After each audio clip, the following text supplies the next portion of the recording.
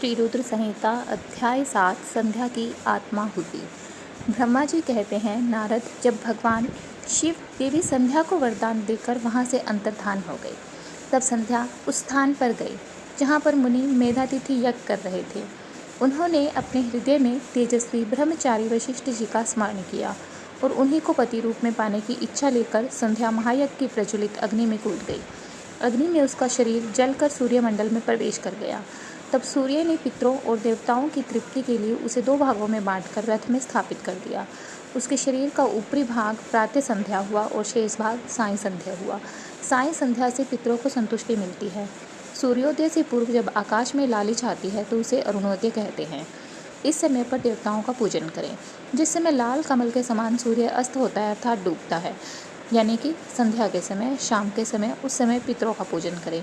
भगवान शिव ने संध्या के प्राणों को दिव्य शरीर प्रदान कर दिया।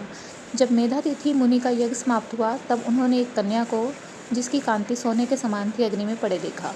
उसे मुनि ने भली प्रकार स्नान कराया और अपनी गोद में बैठा लिया। उन्होंने इसका नाम अरुंधति रखा। यज्ञ के निर्विघ्न समाप्त होने और पुत्री प्राप्त होने के कारण मेधातिथि मुनि बहुत प्रसन्न थे। उन्होंने अरुंधति का पालन आश्रम में ही किया। वह धीरे धीरे उसी चंद्रभागा नदी के तट पर रहते हुए बड़ी होने लगी। जब वह विवाह योग्य हुई तो हम त्रिदेव ब्रह्मा, विष्णु और महेश ने मेधा मुनि से बात कर उसका विवाह मुनि वशिष्ठ से करा दिया। मुने मेधातिथि की पुत्री महासाध्वी अरुंधति अति पतिव्रता थी। वह मुनि वशिष्ठ को पति रूप में पाकर बहुत प्रसन्न थी।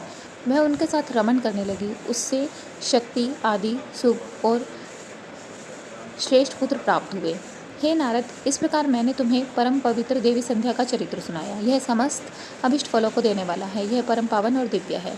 जो स्त्री पुरुष ये शुभ व्रत का पालन करते हैं, उनकी सभी मनोकामनाएं पूर्ण होती हैं। दोस्तों, इस तरह से शिवपुराण श्री रुद्र संहिता का द्वितीय खंड का ये 7वां अध्याय संपूर्ण हो जाता है। बोलिए भगवान शिव की जय, माँ पार्वती की जय।